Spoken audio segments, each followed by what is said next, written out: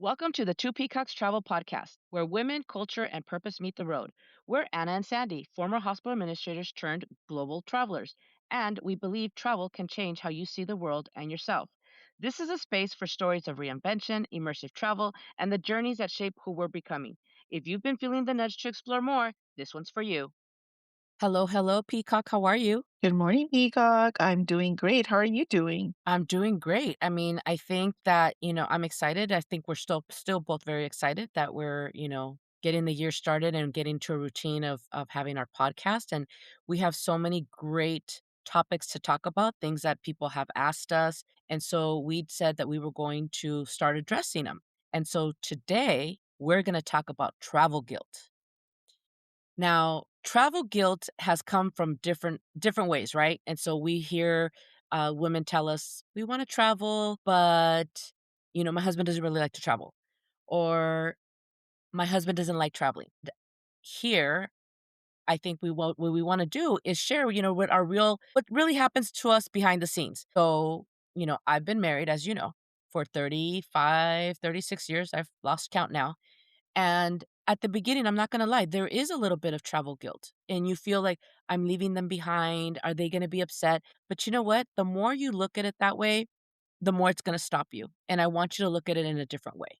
Okay, so W- let's I, let's stop right there though. Let's stop right there. Let's okay. before we move into, the feeling the guilt. But what is behind the guilt of leaving your husband? But let's not talk about the Oh, kids or anything else. But what is the guilt that you have about leaving your spouse behind? well, because you always, specifically, Bridget, you want to have the opportunity to say, I experienced this. I want them to experience it as well, right? Like you go somewhere, it's like, oh, I wish that they could see the sunset that I'm looking at, or I wish they could taste this pastelito that we're having, or this experience. And then you kind of wonder, like, here's the bottom line. Our entire lives, we've worn these hats with these expectations, and that we make sure that everybody else is okay before we make ourselves okay. And that's where this starts from. Because you want your loved one to have the same experience. But if you stop to think about it, you're having that experience for yourself. And this is your self-love, this is your self-care. But I think Does that make that sense? also of course, but because we've been groomed to take care of everybody else, right?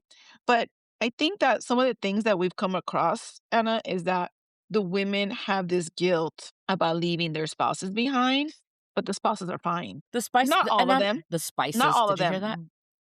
The spices? You still The have spice spices. after 36 I years, s- girl? But, not all husbands or partners, but I wanna say a good chunk are like, "Okay." And we've heard 1,000 reasons why. What is my husband gonna eat? Eat. What is Who's he gonna going be there? what Yeah. is he gonna do without me? And it kind of brings me back to remember when we used to work at the hospital, and it's sort of that whole mentality that you give up so much that you have this identity that without you, this department or this area is not gonna function. But we do And that's know that there's life after us. There is life after us. There's life after that identity when you move into the next identity. And that's exactly it. They are going to be fine.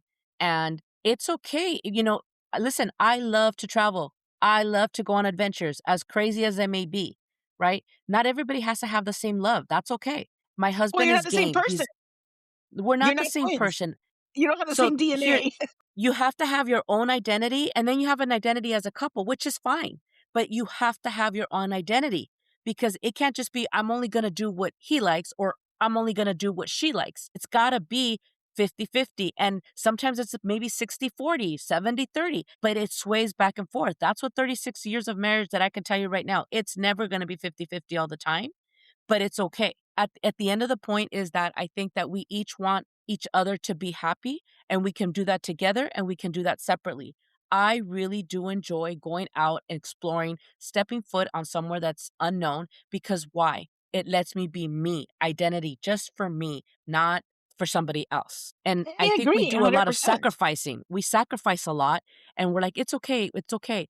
But it really, traveling has given us the opportunity to really pay attention to what we want inside. We want to go hike. We want to sit and listen to an orchestra. We want to have cafecito. It's not It's not something that we plan to, like, this whole thing has really been a gift. If the I don't know how you feel about it, but this whole journey of us starting this opportunity of opening up this women group travel that curates immersive experiences has been a gift to both of us. That's how I feel. Well, it is, and, I mean, I don't have a man, I have not married, I was married, and when I was married, I can tell you right now, there was no way in hell I was gonna go on a trip. See, Not gonna happen. Not see, gonna and that's happen, different, and then I know that exists, I get it, that exists. okay? And that's where I don't have a solution for that. and I think that that's where we need to go back to the beginning, because I think that there might be a lot of women who want to travel or are afraid to even bring up the topic to say, "Listen, I've been to Hawaii 18 times. I know you love it. I'm done." Or, "I know you love to go with your little mobile home out to the desert and ride your little carrito out there in the sand Camping, with the dirt, camping. I freaking hate it and I don't wanna do it no more. I wanna go on African safari." And I know that I think that the conversation probably is a very hard conversation, to have, but we're in a place in our lives right now where you have to do things that make you happy. There's nothing wrong with traveling with your girlfriends or traveling with a group of women to go out and just be yourself. If you happen to do it and you decide, "I hate it, I don't like it," okay, that's that's fine. okay. That's That's okay. okay, because then your soulmate and you make a decision that you'll travel together. But I think that it's important to have that conversation, because I think that your true identity is who you were before you got married, who you were before you had children, like that person that you were. So let's think about that. From the time you were born to the time you graduate from high school. All those years are developing years, right? Like, you learn how to walk, talk, eat, and you went to school, you learn how to read. Like, so many things happen in those first 18 years. And then, like you, Anna, you got married at a very young age. So you've never been alone. Like, you've never No, had no. an An identity Anna period. without There's no Anna period.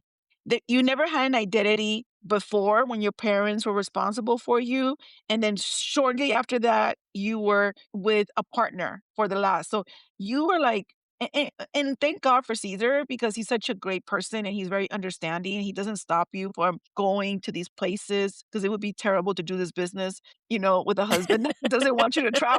'Cause I'd be like, It damn. would be a little bit challenging. It would be a little challenging, but I'm saying it is okay with you finding your identity, that Yeah. person who we never got to see or develop, right? Like, you never finished blooming into this young lady who knew or what she wanted to do, but the blooming came later for I you. think see, that right there is a huge point. When did you have your blooming period? Because I didn't have a period that I was just Anna.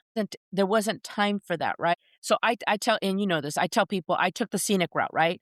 I, had my childhood, I went through school, graduated high school, I got married, I became a mom, and my life just continued in that trajectory until later in life. Then I went to school. So I've always had an identity of being something for someone else. And so now in my 50s, I realize like I can still be the identity for someone else, but I really do focus on identity for Anna. And so I am very blessed that, my husband is supportive of that concept because I think now, we grew up as children. We were, best friends and we went through adulthood together, in and out, in and out. But I think to say 36 years of marriage, obviously, not a walk in the park, but it definitely has had the opportunity to grow, and there's trust and there's love and all the stuff that you want. But more importantly is that support to let you be you. So when I go on these trips, like, yeah, sometimes I think, oh, I wish he was here to see Machu Picchu. I wish he could be, flying on this, I was going to say water balloon, air balloon, the air balloon in Morocco. Like, I wanna share those moments, like, I also wanna share them with my kids, but everybody has their time of when that's going to take place, and so I have to rest assured and feel comfortable that what I'm doing is to feed myself, and I want other women to feel the same thing. There always has to come a point in your life where you're doing so much for so many other people, and by the time you're like, "Okay, I'm gonna do something for me," you're exhausted. you haven't had time to really process, "What do I want? Do I wanna go, you know, to a concert? Do I wanna go travel? Do I" but you're tired by the time you get to that point. And I think that sometimes we confuse our dreams and what we want and what we wanna see with what our partners want also. And you'd I be think we quite merge them. surprised. But I'm saying, but you'd be quite surprised that when you stop and you ask the question, 'cause I think a lot of my friends have said, "And he doesn't care. He doesn't care." And they might not care. They might only wanna watch football, basketball, baseball all year round, and they just wanna be bothered, and that's Okay. okay because that's what they like. Yeah. Yeah. But I think it's very fair to have that conversation. And sometimes you have to make Absolutely. and sometimes you have to make sacrifices. You can say, "Listen, we'll go to Hawaii, like you'd love to go, but I wanna go to Morocco, Vietnam," so whatever it is at the one trip you wanna do that you've always dreamed about.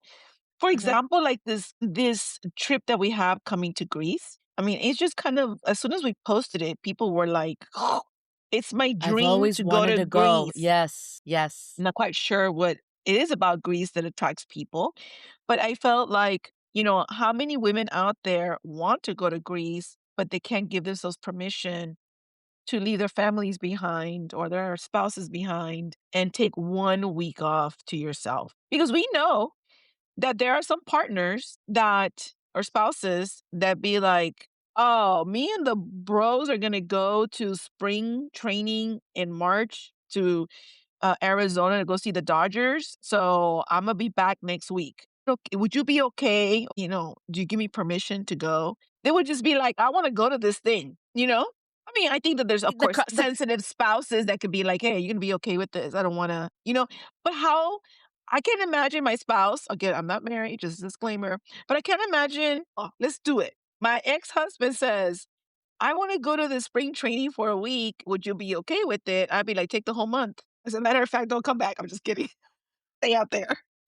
But I'm saying as a normal person that I am, I can't imagine saying no.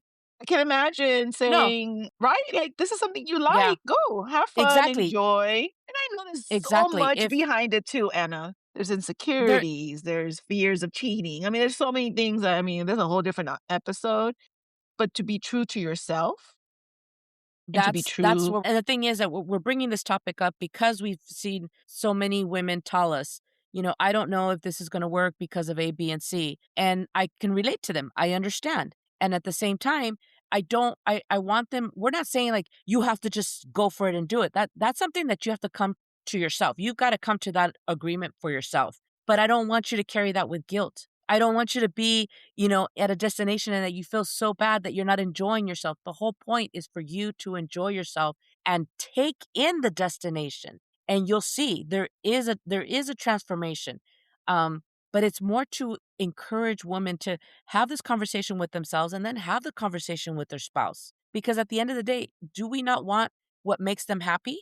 Do they not want what makes you happy? It works both ways. And I think sometimes, Anna, spouses don't understand the reasons why some of these trips don't allow men. But the main reason we don't have men come on these trips is because it's a safe space for women. Not all women have spouses, and it changes the dynamic of the group because then you just really can't talk about topics that only belong in the woman's world, whether it's menopause, I whether was gonna say they don't apply to childbearing. them. Yeah, they don't it's a different dynamic. We get that. I mean, when we did try, I do wanna also share this. When we did try, we opened it up because people were, we did get some requests for couples, but at the end, it didn't work out. For whatever the reasons, it just didn't work out, and obviously that dynamic would be a Well, very different because because a lot of the men asked, because we didn't have a lot of men sign up, "How many men are going on this trip?" And when you say, "Well, only 2 couples have signed up," then the guys were like, "Oh, there's a bunch of ladies?" Yes, there's a bunch of ladies. Let's talk about, though, bringing your partner on a trip like this does not allow you to be just no, you. You're no. coming with a role. He's Yes. hungry. He doesn't like whatever, he doesn't like this kind of food or whatever the topics are. So I think that sometimes when you bring your spouse, you're traveling with the expectations that you Oh, have at home. 100%. 100%, because if they're tired, if they're hungry, if they need something, who are they gonna go to? You. So you're always on, right? I'm doing air quotes here. You're on. And when you do just women travel, what have we seen the women? They are completely off. They're just going with the flow. The conversations are flowing. The laughter, the ongoing jokes, the inside jokes that we all tend to kind of it comes out of just having this group of women traveling together. I mean, we have really funny moments that, only women would be able to connect with. Men would be like, "Huh?" And that's just the kind of environment that we want to nurture, because they get to be silly and they get to be goofy and they get to just be vulnerable. We've had all of these moments. Every single trip that I can think of, I can remember a moment or several moments where it just continues, right? And so doing this for us has been it's I don't want to say sacred, but it's intimate and it's pleasant and it feels good because you're not having to make any decisions. We've made all the decisions for you. Everything's been planned for you. You just have to, like, here's your itinerary. Just follow us, meet us there. We pick you up. We take care of all of it. No one's going to ask you, where are we eating? Where are we going? Like, it's already been taken care of. But when you do Eh, come with a partner, It's like when that's just an we, automatic. when we go to Oaxaca and sometimes we have to share our transportation with other people, and Hmm. a lot of the times they're couples and they sit way in the front while the rowdy people like us sit all the way in the back. And I always wonder what the wives are thinking, like, "Man, I should be back there with them. They sound like They're they're having having a lot of fun, fun." right? Right? They're having a lot of fun. And, again, to each his own. And I'm sure there's a lot of women who choose not to do it, and that's okay too. And But that's if you okay. want to do it, um, listen, life is too short. Life is so short, you don't even know. Anna and I come from a world where here today, gone tomorrow is a reality. And it's still a reality outside of that world because we know it Yes. is. And you know it is. You know a 30-year-old who had an aneurysm, someone who was in a horrific car crash. Things happen in life. I love the saying, you make plans and God or the And then universe God laughs laughs at at you. you. Yeah. And I think that that's something that we really need to take into consideration. And also, here's the other thing. When I was in Egypt, we were in, I guess, like the temple of Edfu or something like that. It was just a lot of rocks and a lot of, things fall. It's been a long time. And there were these guys from the cruise pushing a woman in a wheelchair through the rocks. Mm, And mm, I kept mm, thinking mm, to mm. myself, I felt bad for both parties, right? I felt bad Mhm. for the party who was pushing her 'cause it's not easy pushing a wheelchair, but she was older. Like, obviously, she can't walk anymore. She's older. She's gotta be maybe her mid-80s, Yeah. and I thought to myself, "I don't know the circumstances. Maybe she couldn't make it. Maybe whatever happens. But if you have the opportunity, let's not wait until we're in our 80s." To your point, I mean, we don't know the circumstances. We don't know why they didn't travel before, but it's exactly your point. You can do it now. You're healthy, you're strong, you've got energy. Go. Do it now. You're going to surprise yourself because there's nothing more fulfilling, I guess is the word, than to see yourself in a place where you only saw in movies. And I always laugh about stuff like that because first of all, there's nothing like being at a place that you've only seen in movies. For example, Machu Picchu to me, to me, it's mystical, it's magical. I never thought in a million years ever that I would be in Machu Picchu breathing that air, that crisp air. But not only that, that our group, our travel besties sang happy birthday to me at Machu Picchu. How many people in this world can say that, right? I never in a million years thought that that would happen. So for me, now I know anything's possible. It's taking, 3 years of us doing these adventures, of realizing it's okay. You can go on these trips and you can enjoy yourself and come back with these beautiful memories without guilt, even when you have a spouse. And I think that there's a time and a place for everything. You can still travel, like you said, to Hawaii. And we keep saying Hawaii because it's an easy 1, 2, 3 within the United States. Our focus is to get you out of your comfort zone, which a lot of times it's leaving internationally, right? whether it be because, it's a long flight, all of these different dynamics that puts a little bit of fear or hesitation in women, but let go of the guilt. Like, we want you to feel okay with the decision of you saying, "You know what? I've always dreamed of being in at the pyramids in Egypt." Like, when I saw your pictures of Egypt, like, I thought, "Oh my god, Sandy's in a movie." That's honestly, but we're You know that really live the whole time, that song, doo, doo, doo, doo, doo, doo, doo, doo, the whole trip, it was in my head. It felt like a dream. Of course, it felt like a dream, and we will be there back. I'll be there back, but you'll be joining, and I know that the background noise is gonna be I mean, the background music is gonna be there the whole time, but yes, it is like a movie. No. Listen, we're not going through, and I don't wanna give you this idea, but it's not like we're going through, you know, um, some crazy place. I'm thinking of the, s The movie okay, now I'm Anaconda, we're in the Amazon exactly. River. That dude, okay, how did you even I was like, "The Amazon River." That's what I was thinking. I'm like, "It's not like we're going" because I give Sandy a glimpse of something, and she runs with it, and then, "Okay, Anna, so now we're gonna do this, and we're gonna do that." I'm So, like, like, I'm "Oh my glad you mentioned it. god." I was just thinking that we should be going through the Amazon River with the little piranhas just like in the movie Anaconda. Just kidding. Nothing's impossible. I mean, we do everything that we do choose, the destinations that we do choose, the itinerary that we put together is chosen in a very safe manner. It's chosen with you in mind, our travel besties in mind, to not only explore a different destination, but to be immersed in the culture, get a taste of the flavors, the sounds.